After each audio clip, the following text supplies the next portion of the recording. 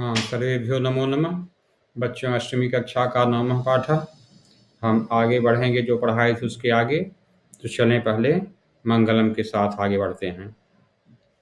यज्जाग्रतो दूरमुदयति दैवं तदुसुप्तस्य तथैवैति दूरङ्गमं ज्योतिषां ज्योतिरेकं तन्मे मनः शिवसङ्कल्पमस्तु। सुसारथिरश्वानि वयन्मनुष्यान् नेनीयतेभिषुभिर्वाजिनीव हृत्प्रतिष्ठां यदजिरं जविष्ठं तन्मे मनः शिवसङ्कल्पमस्तु। तन्मे मनः शिवसङ्कल्पमस्तु। तन्मे मनः शिवसङ्कल्पमस्तु। तो यहाँ हम सब पढ़ रहे थे बच्चों इसके पहले, फिर यहीं से आगे बढ़ते हैं। नूनम अस्त एव, निश्चित रूप से इनकी और विशेषता, इन 7 राज्यों का कुछ और भी विशेषता है ही। पर्वत वृक्ष पुष्प प्रभृति भी, पर्वत वृक्ष पहाड़ पेड़ फूल, प्रभृति भी मतलब इत्यादि से, प्रभृत मतलब होता है इत्यादि, तो प्रभृति भी शब्द का अर्थ होगा इत्यादि से। तो यहाँ लिख लेते हैं, यहाँ हम लोग शब्दार्थ लिखेंगे बच्चों। यहाँ पर शब्दार्थ लिखते हैं, बढ़ा लेंगे फिर जरूरत पड़ेगा तो। अभी यहाँ पर लाइन खींच कर बना लेते हैं हम सब। प्रभृति भी,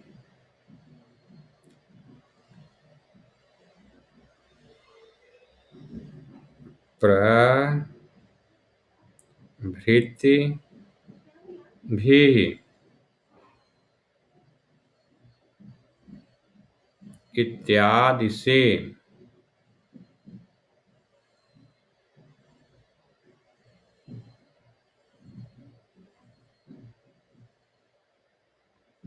इत्यादि से।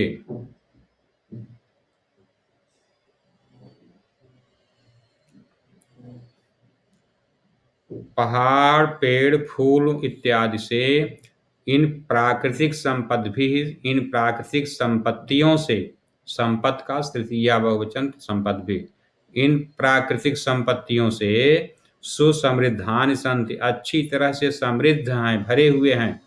इमानी राज्यानि, ये राज्य। सुसमृद्धानि मतलब अच्छी तरह से संपन्न, अच्छी तरह से समृद्ध, समृद्ध मतलब संपन्न। पहाड़ों से पेड़ों से फूलों इत्यादि से, इन प्राकृतिक संपत्तियों से ये राज्य अच्छी तरह से भरे हुए हैं, संपन्न हैं। और भारत वृक्ष, भारत रूपी वृक्ष में अगर भारत पूरे देश को एक पेड़ मान लिया जाए, तो जैसे पेड़ में फूल बहुत सुंदर सुंदर दिखाई देते हैं, इसी तरह भारत का अगर मानचित्र हम देखें, भारत को एक वृक्ष मान ले तो उस मानचित्र में पुष्प स्तबक सदृशानि, फूलों के गुच्छों के समान, ये लिखा गया है शब्द आपके शब्दार्थ में। पुष्प मतलब फूल, स्तबक मतलब गुच्छा, सदृश मतलब समान, आपके शब्दार्थ में पाठ के अंत में दिया गया है। फूलों के गुच्छों के समान विराजन्ते, सुशोभित होते हैं। एतान मतलब ये, विराजन्ते मतलब सुशोभित होते हैं। भारत रूपी पेड़ में फूलों के गुच्छों के समान ये राज्य सुशोभित होते हैं, शोभा देते हैं, सुंदर लगते हैं। राजीव, राजीव फिर पूछता है, एक विद्यार्थी क्लास में है बैठा, कक्षा में पूछ रहा है, भवती, हे महोदया। भवती शब्द का संबोधन एक वचन में भवती आपके लिए प्रयोग किया गया है, महोदया के लिए। गृहे यथा सर्वाधिका रम्या मनोरमा च भगिनी भवती, घर में जिस तरह से, जैसे हम लोगों के घर में सर्वाधिका सबसे ज्यादा, सर्व अधिक सबसे ज्यादा, रम्या मतलब सुंदर, और मनोरमा मतलब मन को अच्छी लगने वाली, भगनी भवती बहन होती, जैसे हम लोगों की बहनें घर में जो होती हैं सबसे अच्छी, बहुत सुंदर दिखाई देती हैं अपने को। घर में जैसे सबसे सुंदर और सबसे अच्छी और सबसे मन को आकृष्ट करने वाली अच्छी मनोरम बहन होती है, तथैव उसी तरह से, तथा धन एव तथैव उसी तरह से, भारत गृहेपि, भारत गृहे धन अपि, भारत रूपी घर में भी, इसको लिख लेते हैं हम सब, भारत गृहेपि, भारत गृहे, भारत गृहे अपि, भारत गृहे पी, इसको हम बनाएंगे तो हो जाएगा भारत गृहे धन अपि, भारत रूपी घर में भी। इसका ये अर्थ हुआ बच्चों, भारत रूपी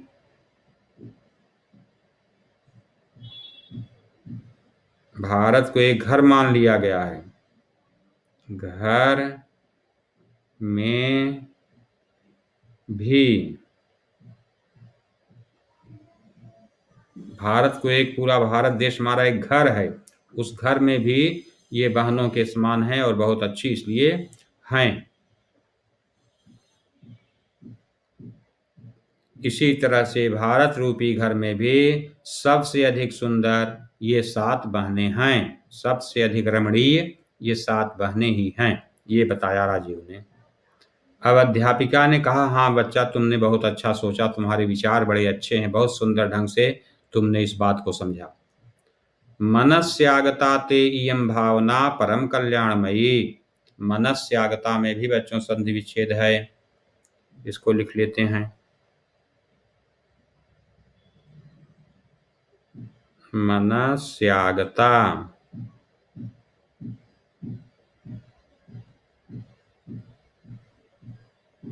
मनसि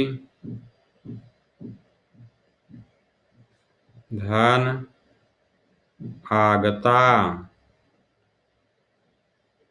मन में आई हुई,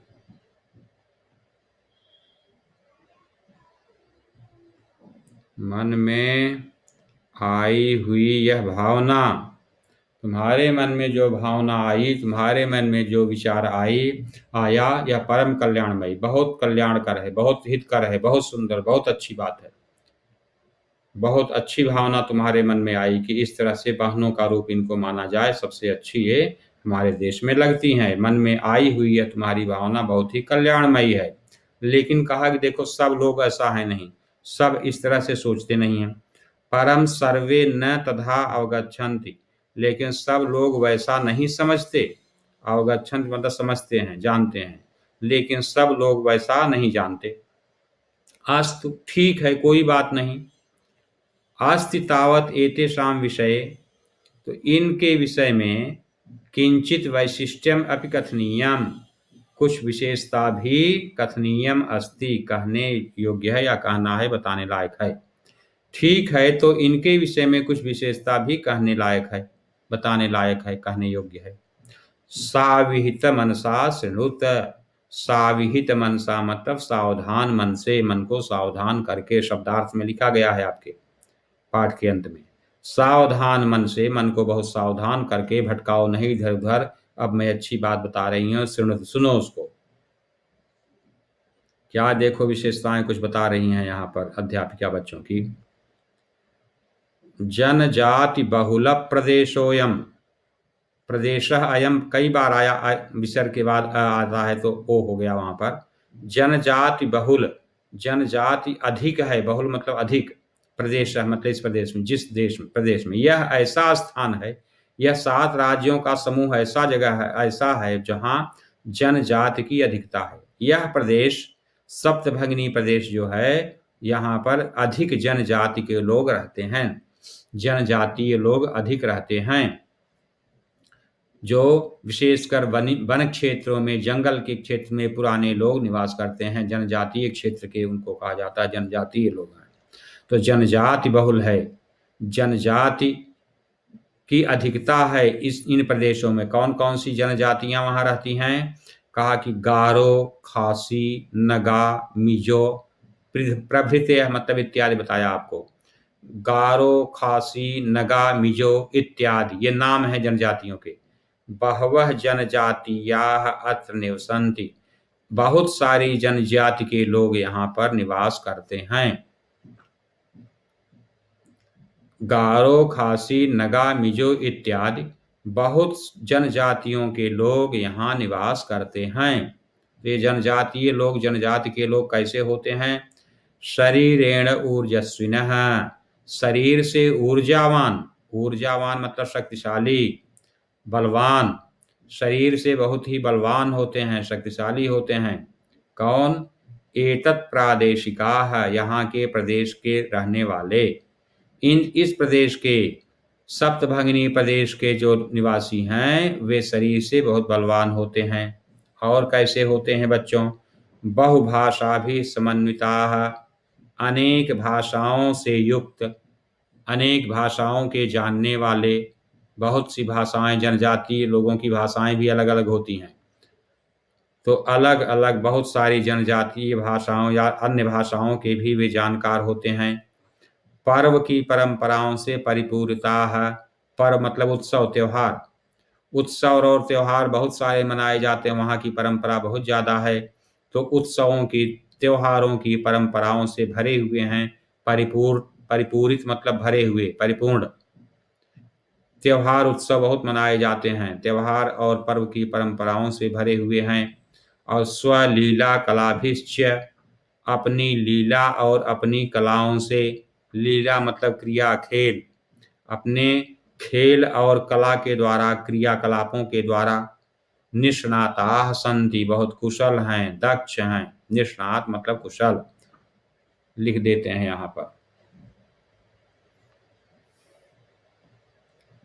निष्णाताः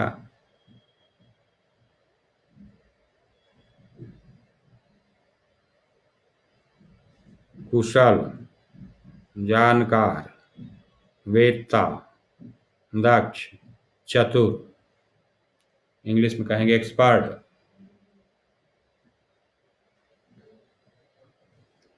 फिर से देखें बच्चों, शरीर से बहुत ही शक्तिशाली यहाँ के निवासी, अनेक भाषाओं के जानकार, अनेक भाषाओं से युक्त, त्योहारों की परंपराओं से पूर्ण, और अपनी लीला कलाओं के द्वारा, क्रिया कलाओं के द्वारा, क्रियाओं के द्वारा, कलाओं के द्वारा, अनेक कार्यों के द्वारा से उनके, उनसे निष्णात हैं, कुशल हैं। सब उनके अंदर कुशलता भरी हुई है, भरे हुए हैं। मालती नाम की एक विद्यार्थी महिला, मालती नाम की एक बालिका जो है छात्रा, वह फिर आगे कुछ प्रश्न पूछ रही है बच्चों। मालती एक छात्रा है, विद्यार्थियों में से एक मालती भी है। वह बालिका, वह लड़की एक प्रश्न पूछ रही है। महोदये तत्र तु वंश वृक्षाः अपि प्राप्यन्ते, हे महोदया, वहाँ तो क्या वंश के पेड़ भी पाए जाते हैं? वंश मतलब बांस, वंश मतलब बांस होता है बच्चों। वहाँ बांस के पेड़ भी पाए जाते हैं? अध्यापिका आप बता रही है बांस के विषय में, देखो कुछ महत्व उसका भी समझा रही है। आम, हाँ, प्रदेशेऽस्मिन् हस्तशिल्पानां बाहुल्यं वर्तते, इस प्रदेश में हस्तशिल्पों की बहुलता है, अधिकता है। तो दो शब्द यहाँ आए हैं जिनको मुझे बताना है आपको। प्रदेशेस्मिन्,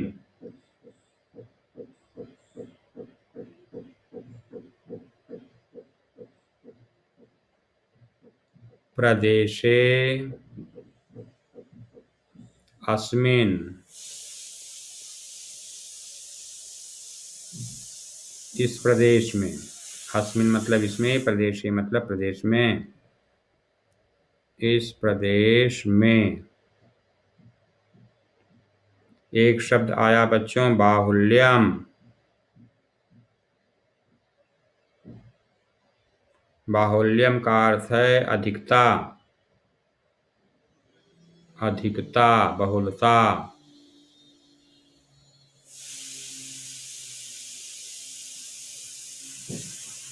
बांस के पेड़ अधिक पाए जाते हैं, कह रही हैं मैडम कि यहाँ पर बांस के पेड़ बहुत पाए जाते हैं, उससे हस्तशिल्प भी होता है। हस्तशिल्प मतलब होता है बच्चों हाथ की कारीगरी, हाथ के द्वारा कारीगरी करके जो चीज़ बनाई जाती हैं उसको हस्तशिल्प कहते हैं, हैंडीक्राफ्ट्स बोलते हैं उनको। तो हस्तशिल्पों की, हाथ से कारीगरी करके जो चीज़ें बनाई जाती हैं उनकी। तो इस प्रदेश में हस्तशिल्प की अधिकता है। क्या क्या चीज़ें कहा, देखो सब कुछ।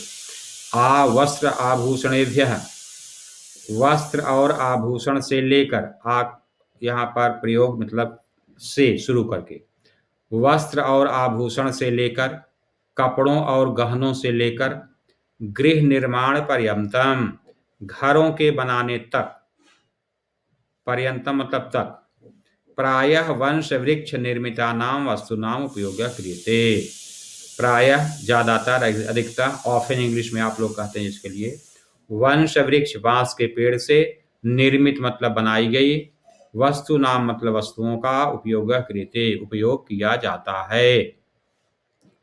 कपड़ों और गहनों से लेकर घर बनाने तक अधिकांशतः बांस के पेड़ों से बनाई गई वस्तुओं का उपयोग किया जाता है। मतलब सब कार्य में, चाहे कपड़ा हो, चाहे गहना हो, चाहे घर बना दें, चाहे और कोई वस्तु बने, ज्यादातर सभी चीजों में बांस का प्रयोग वहां किया जा रहा है। तो कपड़े और गहने से लेकर के घर बनाने तक सभी कार्यों में लगभग प्रायः अक्सर बांस के पेड़ों से बनाई गई वस्तुओं का उपयोग किया जाता है। क्यों किया जाता है? जहां पर जो चीज ज्यादा पाई जाती है बच्चों, वहां उसका उपयोग ज्यादा होता है। यह तो ही क्योंकि अत्र वंश वृक्षाणाम प्राचुर्यम वर्तते, यहाँ बांस के पेड़ों की अधिकता है। प्राचुर्य मतलब प्रचुर मात्रा में पाए जाए, अधिक मात्रा में, तो अधिकता, प्राचुर्यम मतलब बाहुल्यम। यहाँ पर बांस के पेड़ों की अधिकता है, ज्यादातर पाए जाते हैं। सांप्रतम, अब इस समय, बहुत बार सांप्रतम आ चुका है बच्चों। वंश उद्योगोयाम अंतरराष्ट्रीय ख्यातिम अवाप्तोस्ति। वंशोद्योगोयम, वंशोद्योग धन इयम, अयम, इसको अलग से बता देते हैं आपको फिर शब्द को।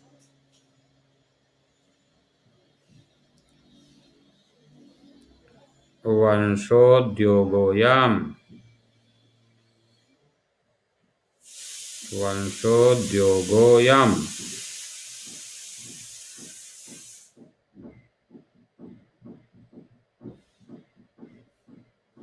इसमें एक शब्द है बच्चों वंश,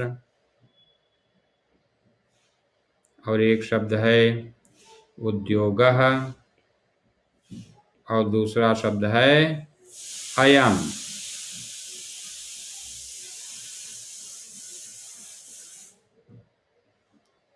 जिसका मतलब हुआ, अगर मिला दें, यह बांस का उद्योग, उद्योग इंडस्ट्री, जो अनेक कार्य होते हैं।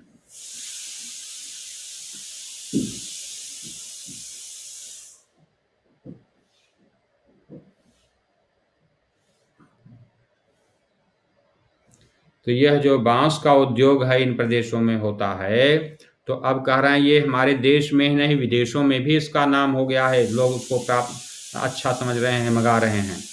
इस समय यह बांस का उद्योग अंतरराष्ट्रीय ख्यातिम अवाप्तः अस्ति, अंतरराष्ट्रीय प्रसिद्धि को प्राप्त कर लिया है। मतलब राष्ट्र से ज्यादा दूसरे राष्ट्रों में, विदेशों में भी यह प्रसिद्ध हो गया है कि उन प्रदेशों में, भारत के उत्तर पूर्वी भाग में बांस का उद्योग बहुत अच्छे ढंग से चल रहा है। तो यह बांस का उद्योग इस समय अंतरराष्ट्रीय प्रसिद्धि को प्राप्त कर लिया है, प्रसिद्ध हो गया है। अवाप्तः अस्ति मतलब प्राप्त कर लिया है, को प्राप्त हो गया है मतलब उसको प्राप्त कर लिया है। अब आगे देखते हैं बच्चों, अभिनव, अभिनव कहता है यहाँ पर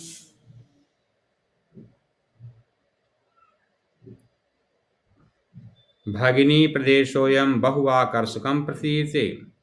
अयम भगिनी प्रदेश, यह भगिनी प्रदेश, 7 बहनों का जो प्रदेश अभी बताया है आप लोगों ने, यह बहुत आकर्षक प्रतीत लग रहा, प्रतीत होता है। वेरी अट्रैक्टिव, आकर्षक, बहुधन आकर्षक लिखा गया है आपके शब्दार्थ में, पाठ के अंत में, वहां से देख सकते हैं। यह प्रदेश बहुत आकर्षक प्रतीत होता है, लगता है, बहुत आकृष्ट करता है, मन करता है कि वहां जाकर देखा जाए, ये कहने का मतलब है। सलीम है, सलीम नाम का एक छात्र फिर बोलता है, किम भ्रमणाय, क्या घूमने के लिए, भगिनी प्रदेश अयम, यह भगिनी प्रदेश, यह 7 बहनों का प्रदेश समीचीन है, उचित है, उपयुक्त है, ठीक है, अच्छा है। यहाँ पर समीचीन का मतलब ठीक है या उपयुक्त है या अच्छा है। Suitable, good. क्या घूमने के लिए, भ्रमण करने के लिए यह जो 7 बहनों का प्रदेश है यह समीचीन है, ठीक है, अच्छा है, इस तरह से कह रहे हैं। सर्वे छात्रा, सभी छात्र, जोर से। अब समीचीन है शब्द का अर्थ लिख ही देता हूं, नहीं तो कहेंगे छूट गया है बच्चा। समीचीन, ठीक, उपयुक्त,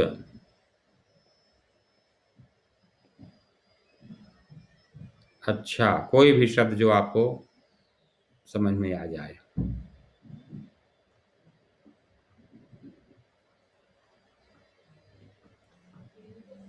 सभी छात्र जोर से कहते हैं, उच्च जोर से। महोदय, हे महोदया, आगामिनी अवकाशे, आने वाले अवकाश में, वयम, हम लोग, तत्रैव गंतुम इच्छामः, वहीं पर जाना चाहते हैं। तत्र एव तत्रैव, तत्र धन एव तत्रैव, वहीं पर, जैसे अत्र धन एव अत्रैव, सदा धन एव सदैव, तत्र एव, वहां पर ही, गंतुम इच्छामः, जाना चाहते हैं। स्वरा कहती है, भवत्यपि अस्माभिः सार्धम चलतु, आप भी हमारे साथ चलें। भवती धन अपि भवत्य सार्धम, मतलब साथ। लिखते हैं इनको, इनको लिख लेते हैं बच्चों, इनको यहाँ पर नोट कर लेते हैं। भवत्यपि, भवत्यपि, भवती,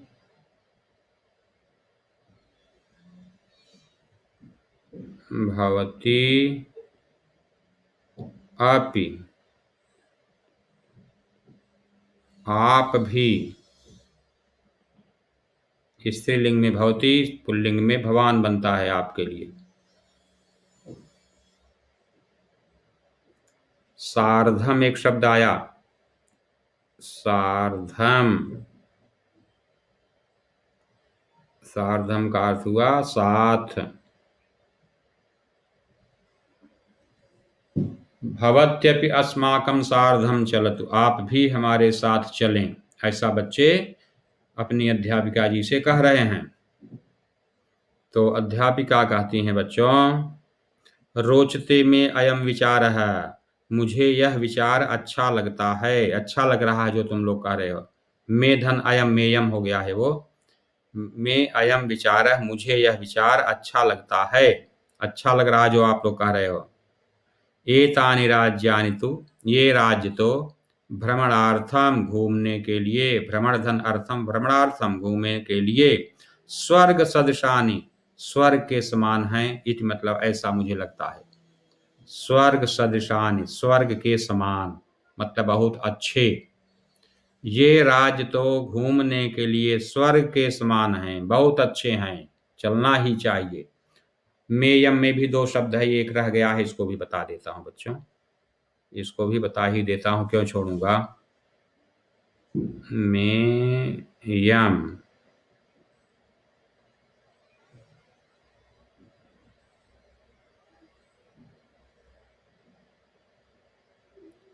मुझे, में मतलब मुझे, अयम मतलब यह है में और अयम।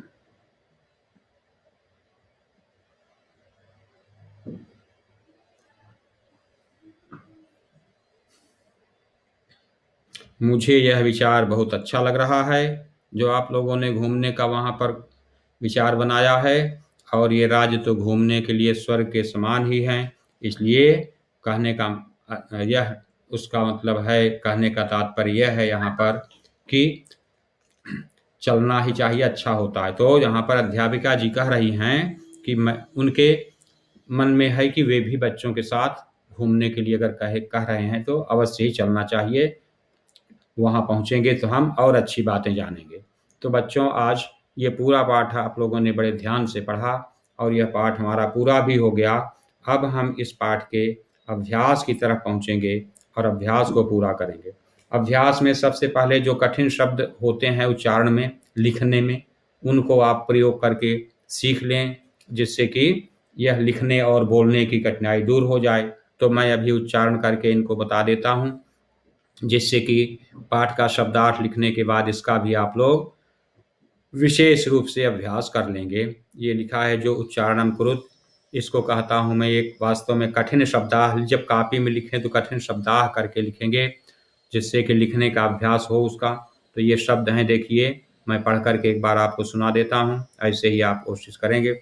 सुप्रभातम चतुर्विंशतिः सप्तभगिन्यः गुणगौरवदृष्ट्या महत्वाधायिनी द्विसप्ततितमे प्राकृतिकसम्पद्भिः पुष्पस्तबकसदृशानि पर्वपरम्पराभिः वंशवृक्षनिर्मितानां वंशोद्योगोऽयम् अन्ताराष्ट्रीयख्यातिम्। फिर से देख लें।